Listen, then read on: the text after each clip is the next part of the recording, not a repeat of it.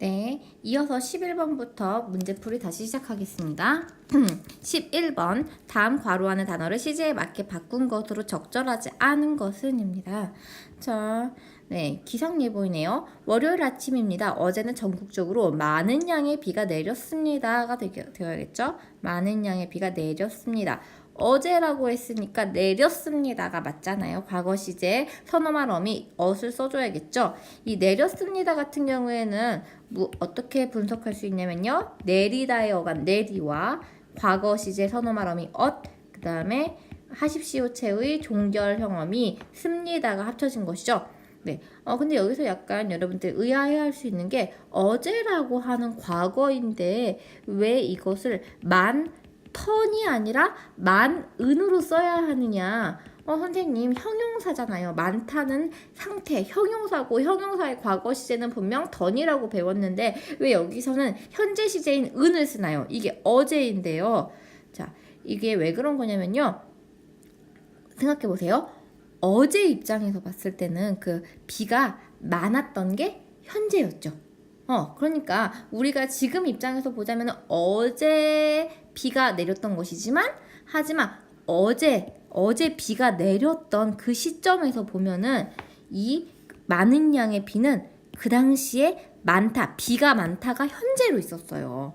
그래서 이렇게 관형사형 어미로 올 때는요, 이 주절에 있는 시제와 일치시켜주는 게 자동으로 성립이 돼요. 그러니까 그걸 상대 시제라고 하거든요. 그러니까 여러분들이 여기다 많은이라고 했을 때 이게 그 상대적으로 내렸다라는 그 주절의 시제와 함께 일치가 상대적으로 고정이 되기 때문에 여기서 던이 아니라 말은으로 하더라도 네, 이것은 과거 시제로 해석될 수가 있다는 겁니다. 적어볼게요. 형용사 플러스 은이 왔어요. 이거 같은 경우에는 원래는 뭐예요? 현재 시제예요. 하지만 제시된 예문에서는 많은 양의 비가 내렸습니다 라고 뒤에 과거 시제가 나오기 때문에 문장의 원래 시제인 그 과거 시제와 일치가 되어서 시제에 상대적으로 맞춰져서 과거 시제로 알아서 자동 해석이 된다는 겁니다.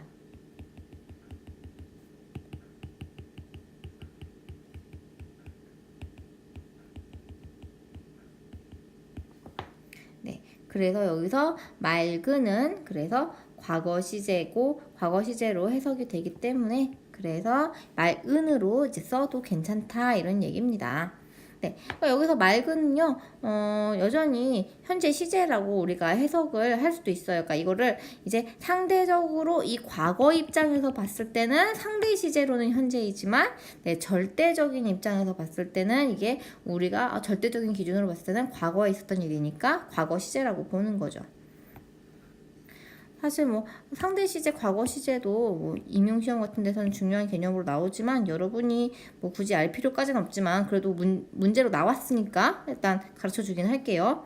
네, 여기서 맑은은 다시 말해서 상대 시제로는 현재 시제이지만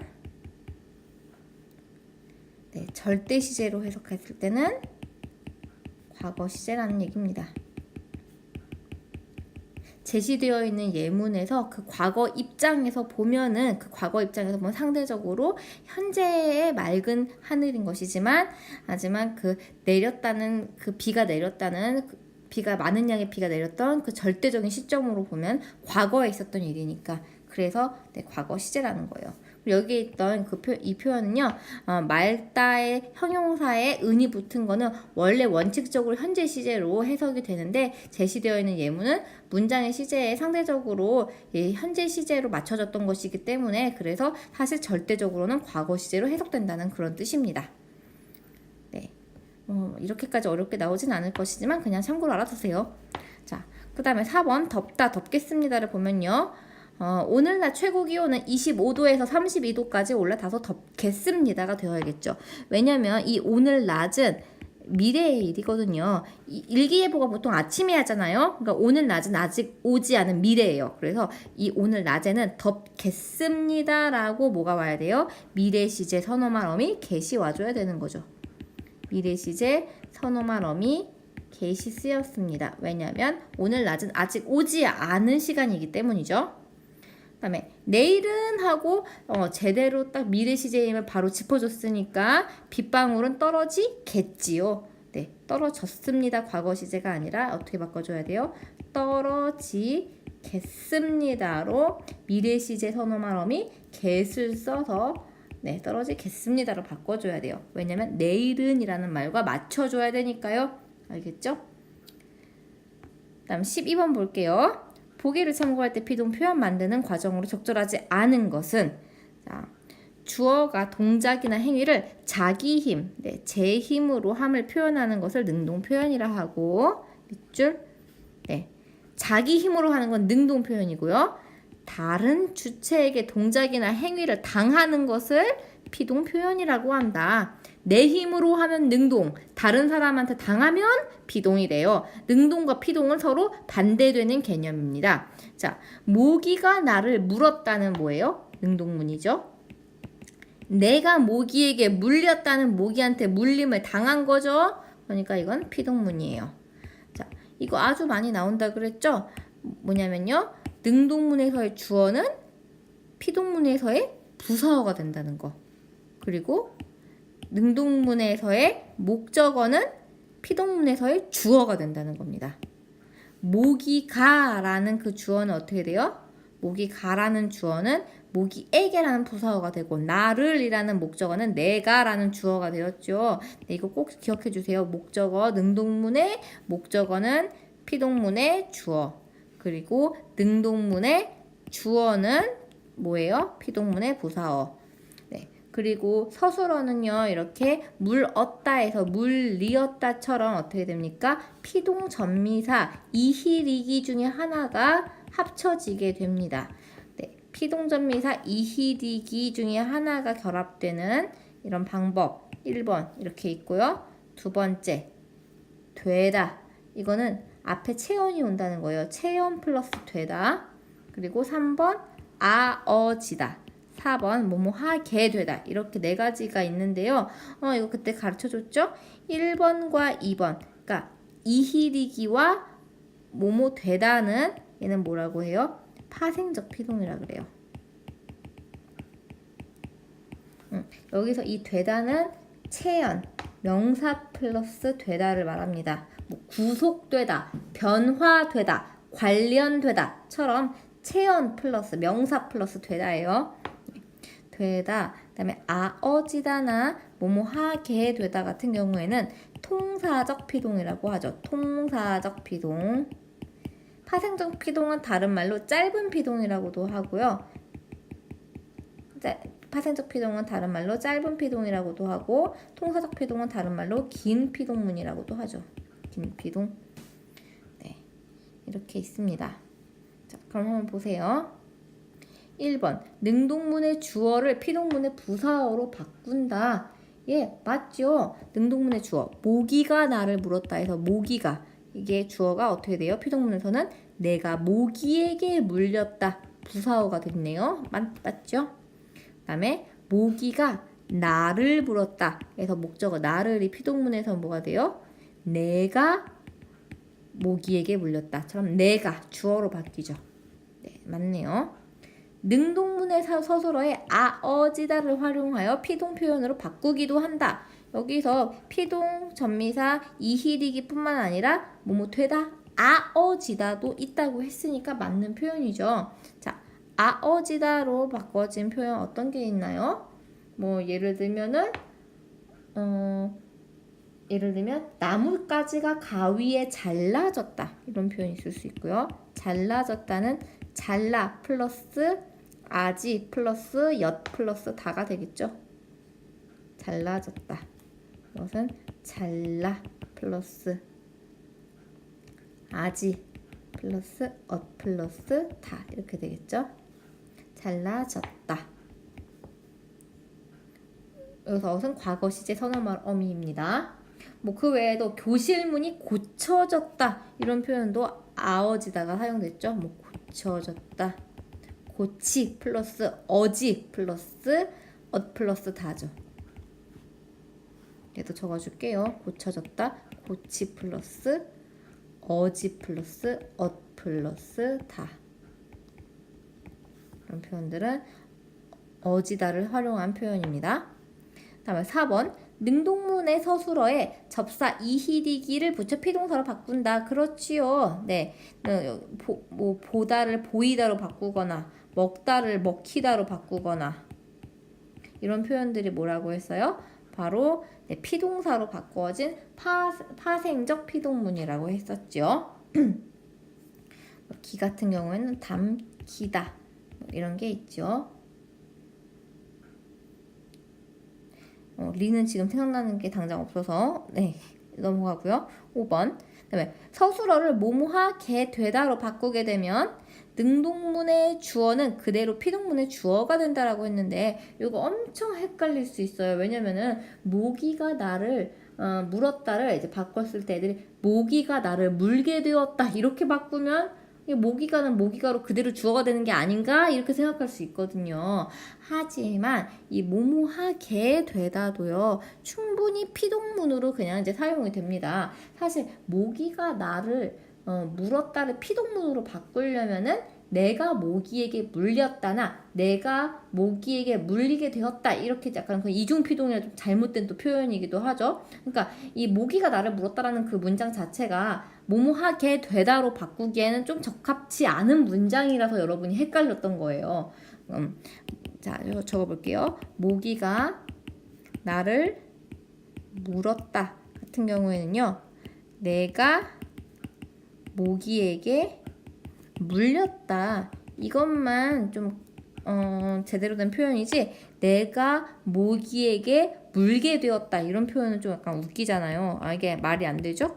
내가 그리고 모기에게 물리게 되었다라고 하면 그나마 의미가 통하는데 이 물리게 되었다 같은 경우에는 이중피동이기 때문에 물리다의 리와 뭐뭐하게 되다라는 피동 두 개가 있어서 이중피동이 되기 때문에 좀 적합치 않고요.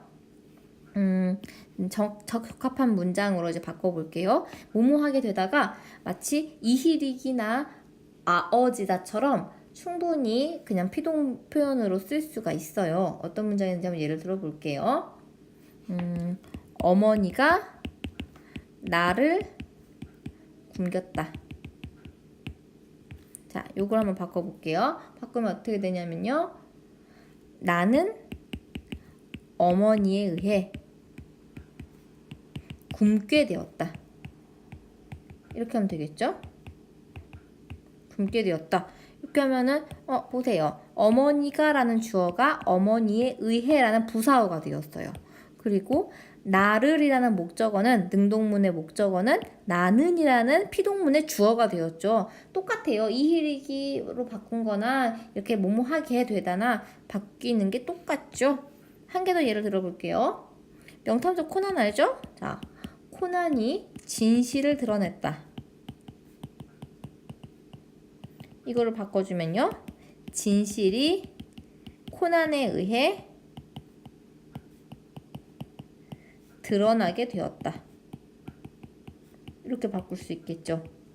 여기서도 마찬가지로 코난이라고 하는 코난이라고 하는 무엇이 주어가 코난에 의해라는 부사어가 되었고요.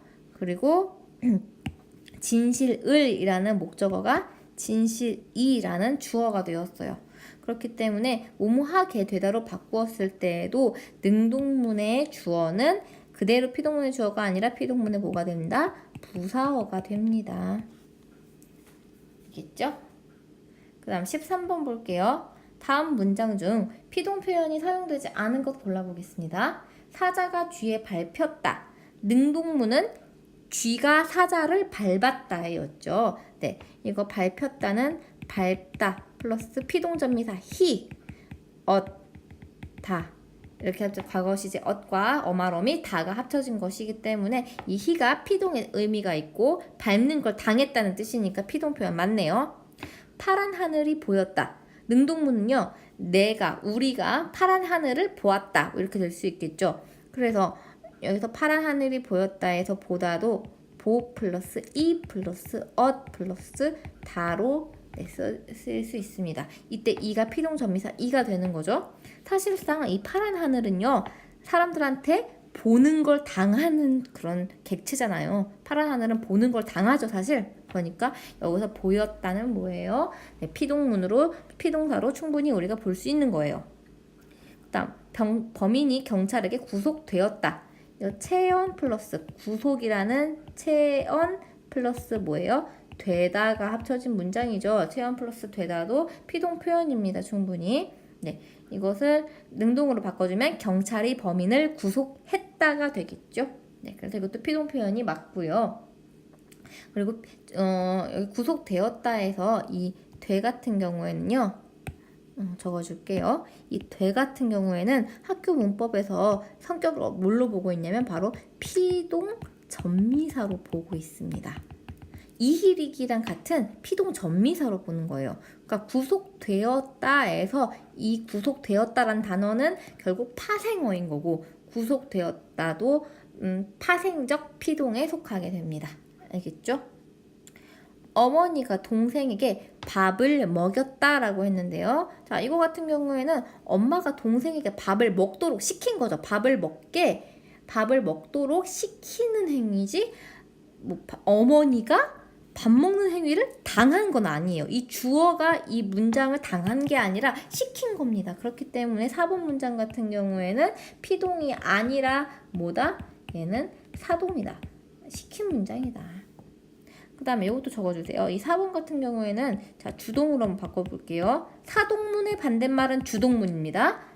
피동문의 반대말은 능동문이고요. 사동문의 반대말은 주동문이에요. 자, 주동문으로 스스로 하는 동작문으로 문장으로 바꿔주면 어떻게 되냐면요. 동생이 밥을 먹었다가 됩니다. 동생이 남한테 도움 안 받고 남의 시킴 없이 스스로 하는 행위, 그거 주동문이죠. 동생이 밥을 먹었다 하면 주동문이고, 사동문으로 만들면 어머니가 동생에게 밥을 먹였다가 됩니다. 5번 볼게요. 그 문제가 학자들에 의해 풀어졌다. 자, 풀어졌다. 어떻게 나눠질 수 있냐면요. 풀다 플러스 어짓 플러스 플러스 다이죠. 네. 학자들이 그 문제를 풀었다라는 능동문을 바꾼 피동문이에요. 그래서 이것도 피동 표현이 맞아요. 정답 몇 번? 4번이죠. 그 다음 14번 볼게요. 다음 대화에서 올바르지 않은 피동 표현을 찾아 바르게 고치시오라고 했습니다. 지금 보면은 다 맞는데 하나가 좀 틀렸는데 바로 이거죠. 열려져라는 표현은요. 열 플러스 열다라는 동사의 어간 열 플러스 피동전미사 리. 그래서 리는 뭐라고요? 피동전미사예요. 피동전미사 리. 거기다가 플러스 그다음에 어지도 피동의 보조적 연결어미이죠. 어지도 피동의 뜻을 가지고 있는 피동의 뜻을 가진 보조적 연결어미예요.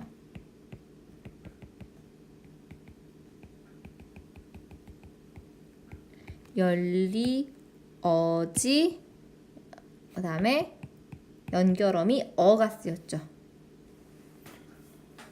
그러니까 지금 여기서처럼 리와 어지라는 피동이 2번 나왔기 때문에 둘 중에 하나는 반드시 없애줘야 됩니다. 자, 여기서 리를 없애주면요. 열어져 있는이 되고요. 여기서 어지를 없애게 되면 열려 있는이 됩니다. 그래서 이 열려져 있는은요. 어지를 없앴을 때가 좀 더 자연스럽죠. 열어져 이렇게 해도 말이 안 되는 건 아닌데 열어져 있는 창문은 어떨 때 쓰냐면 인위적일 때 써요. 아까 뭐 수영이에 의해서 열어져 있는 현수에 의해서 열어져 있는 창문이 이렇게 사람이 좀 인위적으로 열게 했을 때는 열어져를 쓰고요. 이렇게 바람이 들어오는 것처럼 자연적인 행위로 인해서 자연적인 행위 같은 경우에는 이희리기에 의한 피동사를 쓰죠. 이희리기에 의한 피동문을 쓰죠. 그렇기 때문에 어지보다는 열려가 더 맞는 표현이고요. 그래서 피동표현을 바꾸게 되면 열려있는 이렇게 되는 거죠. 열려있는을 다 줄임말로 열린으로 바꿀 수도 있죠. 열린 창문으로 바람이 들어오는 것 같네. 창문은 닫혀 있어요. 자, 요거를 잘못된 표현으로 바꾸면 어떻게 될까요? 닫혀져 있어요. 창문은 닫혀져 있어요. 이렇게 하면 틀리죠. 왜냐면 he와 어지라는 두 개의 피동 뜻이 함께 이중으로 쓰였기 때문입니다. 그리고 여기도 보면요. 믿기지 않네를 잘못된 표현을 바꾸면 믿겨지지 않네. 이렇게 하면 틀린 말이 되죠. 이것도 이중 피동이에요. 네, 이런 거 잘 구분해서 알 수 있도록 합니다. 피동 표현 되게 자주 나오죠. 그다음 15번 볼게요. 보기에 기역과 니은을 비교한 것으로 가장 적절한 것은 이라고 했습니다. 선생님 제가 창문을 깼어요. 자, 요 같은 경우에는요. 약간 자기 자신이 이 행위를 했다는 것을 강조하는 바로 주어의 적극성과 동작성이 강조되는 말입니다. 왜냐면은 제가 창문을 깼어요는 능동문이죠. 주어가 스스로의 의지로 어떤 동작을 한다는 표현이 능동문이기 때문에 주어의 적극성과 동작성이 강조되는 표현이에요. 이런 경우에는 반드시 창문을 깨야만 하는 어떤 상황이 되었을 때 자랑스럽게 깬 거예요. 그랬을 때 선생님 제가 바로 창문을 드디어 깼어요. 선생님 저예요. 바로 창문을 깬 사람이 자랑스럽게도 바로 나라고요. 이런 걸 강조할 때는 제가 창문을 깼어요. 이렇게 얘기를 하겠죠. 하지만 창문이 깨지면 안 되는 상황에서 이럴 때는 그냥 창문이 깨어졌어요 라고 객관적인 결과만 담담하게 전달하는 그런 피동문을 쓰는 게 낫겠죠. 이렇게 피동문으로 사용하게 되면요. 창문이 깨졌다는 그 결과만 객관적으로 전달하는 느낌이 납니다. 자, 그래서 기역과 니은을 비교한 것으로 가장 적절한 것은 기역은 니은에 비해 행위 주체의 의지, 그렇죠. 의지에 따라 적극적이고 동작이 막 의지를 갖고 하는 그런 동작성이 더 부각되고 강조되는 주관적인 느낌이 들지요. 1번 아주 맞는 말이네요. 1번이 정답이죠. 니은은 기역과 달리 행위의 주체를 분명히 행위의 주체 누가 그랬는지를 분명히 전달하는 건 피동문이 아니라 능동문이죠. 그래서 이게 바뀌었네요. 기역은 니은과 달리 이렇게 해줘야지 맞는 표현이죠. 기역과 니은은 모두 주체의 행위보다 상황의 결과가 더 강조된다. 주체의 행위보다 상황의 결과가 더 강조되는 건 기역이 아니라 니은뿐이죠. 기역은 주어가 다른 주체에게 행위를 당함을 표현한 것이고 기역은 능동문이니까 아니고 니은이 당하는 것이고 피동문이고요. 기역은 능동문이니까 행위를 자기 힘으로 함을 표현하는 것이죠. 네, 5번 보면요. 기역은 주어가 간접적으로 하는 행위, 직접적으로 하는 행위, 이거는 간접과 직접적인 건 행동은 전부 다 전혀 연관성이 없는 얘기입니다. 그래서 정답 1번이죠. 16번 볼게요. 다음 문장을 조건에 맞춰 바꾼 것. 인생은 짧고 예술은 길다를 직접 인용으로 하래요. 직접 인용으로 하려면 이렇게 따옴표가 있어야겠죠? 은희가 주어가 되었습니다. 은희가 인생은 짧고 예술은 길다 라고 말했다. 맞아요. 가끔씩 선생님 이렇게 길다라고 평서문으로 쓴 거는 간접 인용문에만 들어가고 직접 인용에는 안 들어가는 거 아니에요? 그렇게 생각할 수도 있는데요. 그렇지 않고 직접 인용에도 충분히 있을 수 있죠. 은희라는 애가 친구한테 야, 인생은 짧고 예술은 길다? 이렇게 직접 말했을 수도 있거든요. 그러니까 직접 인용으로도 당연히 쓰일 수가 있습니다. 물론 간접 인용에서는 평서문 헤라체의 평서문만 딱 들어와요. 의문문도 있지만 간접 인용의 경우에는 헤라체만 사용을 해야 되지만요. 직접 인용은 헤라체, 해요체, 하계체, 하십시오체 등 모든 상대 높임이 다 가능해요. 직접 인용은 모든 상대 높임이 다 가능하고 간접 인용에서는 헤라체만 딱 가능합니다. 그렇기 때문에 네, 이 헤라체로 이렇게 나왔다고 했을 때 직접 인용이 안 된다라고 생각할 이유가 없는 거죠. 직접 인용에 전부 다 들어갈 수 있으니까요. 2번 볼게요. 석진이는 인정이에게 좋아한다고 말했다. 자, 직접 인용으로 하면 석진이는 인정이에게 나 너를 좋아한다 라고 말했다. 이렇게 바꿀 수 있겠죠. 너를 좋아한다 대신에 뭐 너를 좋아해 이렇게 바꿔도 무방합니다. 맞는 말이고요. 갈릴레이는 지구는 돈다라고 중얼거렸다. 이걸 간접 인용으로 바꾸면 갈릴레이는 지구는 돈다고, 지구는 돈다고. 자, 이렇게 네, 따옴표 없애주고 그리고 라고 대신에 고로 바꾸는 걸 우리가 간접 인용이라고 하는데요. 이 간접 인용에서는 반드시 뭐밖에 사용이 안 돼요? 헤라체밖에 사용이 안 됩니다. 헤라체만 사용 가능하죠. 헤라체, 뭐뭐 한다, 평서문은 뭐뭐 한다, 그리고 의문문 같은 경우에는 뭐뭐 하느냐, 뭐뭐 하냐, 그리고 명령문에서는 뭐뭐 해라로 끝나는 바로 그런 헤라체만 사용이 가능합니다. 자, 이 말을 또 간접인용으로 바꿔볼게요. 청이는 우리 오빠가 드디어 귀국했어 라고 말했어. 자, 일단 따옴표 없애줘야 됩니다. 따옴표가 사라졌네요. 그렇죠? 따옴표 사라졌고 따옴표가 사라졌고요. 아이고, 따옴표 사라져야 되고 라고는 뭘로 바뀌었어요? 고로 바뀌었네요. 여기까지는 보면 맞는 것 같은데 자, 뭐가 틀렸는지 봤더니요. 우리 오빠가 해서 우리를 뭘로 바꿨냐면요. 네, 우리 오빠로 그대로 갔네요. 그럼 틀렸죠. 이렇게 가면 안 되고 어떻게 바꿔줘야 될까요? 정의 입장에서 우리 오빠예요. 하지만 간접 인용으로 바꾸면요. 인용자 입장으로 바꿔야 됩니다. 인용자 입장. 인용자 입장으로 말을 바꿔야 되는데 정의 입장에서는 우리 오빠지만 인용자 입장에서는 내 오빠가 아니니까 우리 오빠가 아니라 정의의 오빠. 즉 정의를 다시 한번 부르는 3인칭 제규대명사 자기를 써줘야 되는 거죠. 정의는 자기 오빠가 드디어 귀국했다고 말했다. 네, 그 인용자 입장에서는 그냥 정의 오빠일 뿐이거든요. 그리고 정의를 다시 한번 반복해서 정의는 정의 오빠가 이렇게 하기 좀 어색하니까 자기 오빠가 이렇게 바꿔주는 게 자연스러운 거죠. 5번 볼게요. 큰형은 나에게 철민아 라디오 소리가 안 들려 라고 크게 소리쳤습니다. 자, 이거를 간접인용으로 바꾸면요. 큰형은 나에게 자, 철민아 같은 이런 호칭 빼줘야 되고요. 그 다음에 따옴표 없앴죠. 라디오 소리가 안 들린다 하고 자, 헤라체 사용했네요. 헤라체 평서문으로 쓰고 그 다음에 고, 라고 대신에 고를 썼습니다. 그래서 적절하게 고친 게 맞네요. 정답 몇 번이에요? 4번이죠. 다음 17번 볼게요. 다음 가를 나로 바꾸었을 때 달라지는 점으로 적절한 것은 이라고 했습니다. 자, 길을 가는데 청년 하나가 좌판을 놓고 손목시계를 팔고 있었다. 예쁜 시계 하나에 오늘만 2,000원이요? 오늘만 2,000원! 하는 소리에 동생 것까지 시계 2개를 골랐다. 시계를 받아들고 4,000원을 주자 청년은 눈을 크게 뜨고 24,000원인데 왜 4,000원만 주세요? 라고 했다. 자, 이렇게 따옴표 그리고 했던 말 그대로 생생하게 구체적으로 있는 그대로 묘사한 거 바로 직접 인용이죠. 자, 그런데 이걸 약간 재미없게 이제 그냥 했던 구체적인 생생한 말이 아니라 인용자의 말로 간결하게 해서 바꾸게 되면 간접 인용이 되는데요. 이렇게 바꿀 수 있습니다. 예쁜 시계를 오늘만 2,000원에 판다 라는 소리에 자, 보세요.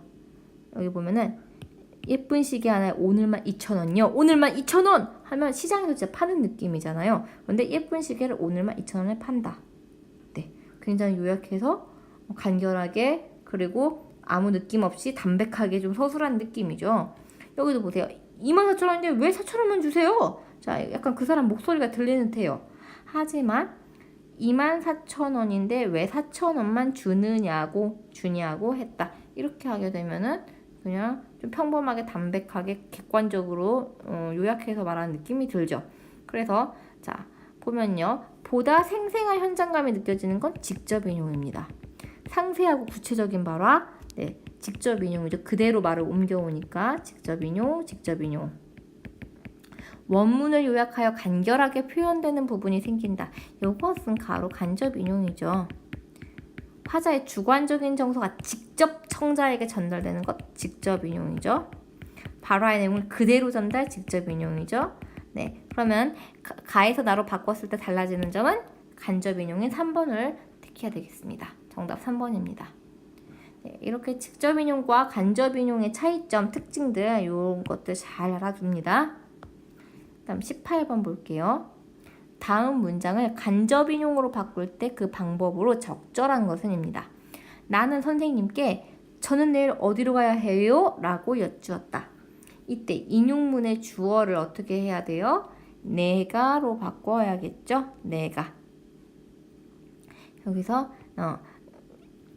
저는은 여기서 상대를 높여주는 표현이잖아요. 상대 높임의 표현이고 어디로 가야 해요? 그래서 이 요도 상대 높임이죠. 상대 높임인데 이 상대 높임 중에 뭐에 속하냐면은 해유체에 속합니다. 상대방을 높여주는 표현이에요. 상대 높임 중에서도 청자를 높여주는 표현입니다. 그런데 이렇게 청자를 높여주는 표현이 간접 인용으로 바꿀 때는 항상 무슨 체예요? 헤라체이죠. 헤라체는 반말하는 거거든요. 낮추는 표현이기 때문에 저라고 할 필요 없고 내가로 바꾸면 됩니다. 그래서 맞아요.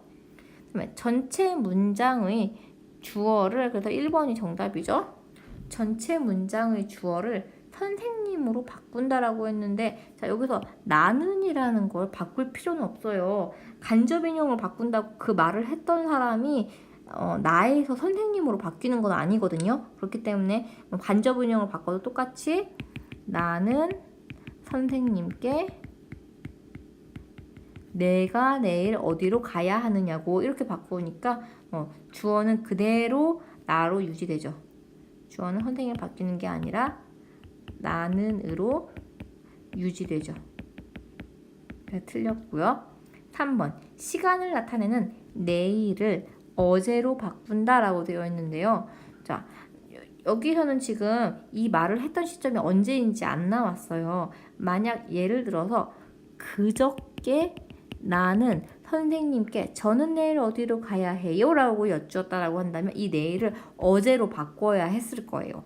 그리고 만약에 그저께가 아니라 어제 나는 선생님께 여쭈었다면 저는 나는 선생님께 내가 오늘 어디로 가야 하느냐고 여쭈었다. 이렇게 될 겁니다. 왜냐하면 인용자 입장으로 바꾸는 것이기 때문에 인용자 입장에서는 이 내일이 어제였으면 어제 이 말을 했던 거면 오늘이 되고 그저께 이 말을 했던 거면 내일은 어저께가 되겠죠. 그렇게 바꾸어야 하는데 지금 이 문장에서는 이 문장 전체에 대한 시간 표현이 전혀 안 드러나 있어요. 그렇다는 얘기는 그냥 이제 일단 자의적으로 내일로 해석을 해도 되는 부분인 거죠. 그렇기 때문에 나는 선생님께 내가 내일 어디로 가야 하느냐고 물었다. 이렇게 하면 됩니다. 그렇기 때문에 요거는 틀렸죠. 네, 어제로 바꿔야 된다는 그 기준점이 제시가 안 되어 있어요. 기준점이 제시 안 돼 있음.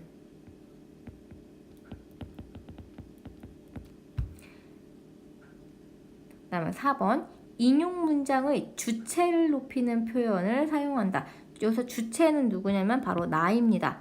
나께서는 이렇게 바꾸지 않아도 되죠. 간접 인용을 바꾼다고 나께서는, 나님께서는 이렇게 바꾸지 않아도 돼요. 똑같이 사용하죠. 필요 없어요. 그 다음에 여기서 직접 인용에서도 선생님께라고 객체를 높이는 표현을 했지만 간접 인용에서도 선생님께라고 객체를 높이는 표현은 계속해서 유지가 되죠. 그러니까 이것도 맞고요. 여기 보면 인용 문장의 주체, 전체 문장의 주체라고 되어 있잖아요. 네, 여기서 인용 문장의 주체는 이 저는이죠. 이 저는을 주체를 높이는 표현을 사용하게 되면은 나님은요, 나님께서는 이렇게 바꿔야 되는데 이 인용문의 주체를 높이는 표현 사용할 필요 없고 전체 문장의 주어인 나는을 바꿀 필요도 없죠. 자, 여기 좀 적어볼게요. 인용 문장의 주체는 뭐였냐면요, 저는이에요. 저는 내일 어디로 가야 해요의 저는입니다. 그다음에 전체 문장의 주체는 뭐냐면요, 나는이에요. 여기에 있는 나는이죠. 이런 높이는 표현 사용 안 했죠? 그렇기 때문에 정답 1번이죠. 자, 다음 19번 볼게요. 다음 문장과 같은 이유로 고쳐쓰기가 이루어져야 할 문장은 한마디 변명도 못하고 잊혀져야 하는 건가요? 그래서 잊혀져야는 이중피동이네요. 이중피동이기 때문에 자, 어떻게 고쳐야 되냐면 잊혀야 이렇게 고쳐야 되겠죠? 이 잊혀져야가 it 플러스 he 플러스 어지 플러스 아가 합쳐진 것이기 때문에 이 he랑 어지 중에 하나는 사라져 줘야 됩니다. 그래서 잊혀야 이렇게 해주면 되겠죠. 네, 그래서 이중피동이 쓰인 것 한번 찾아보면 어디에 있냐면요. 잘못 쓰여진 말 여기에 있네요. 이 쓰여진 말은 어떻게 고치면 될까요? 쓰여진은 쓰인, 잘못 쓰인 말 또는 잘못 써진 말 이렇게 고치면 되겠죠. 그리고 정답 3번입니다. 나머지는 이중피동이 아니죠. 단팥빵 10개 나오셨습니다는 이 시가 단팥빵이라는 사물을 높이고 있습니다. 사물을 높이는 표현이 잘못되었고요. 어제 할머니가 자고 가셨다는 특수어휘 사용을 제대로 하지 않았죠. 특수어휘 사용을 안 하고 잘못된 높임 표현을 사용해서 틀렸고 4번은 역사를 기록하고 보존해야 한다라고 능동문으로 충분히 써도 말이 통하는 거를 불필요한 피동 표현을 써서 틀린 거죠.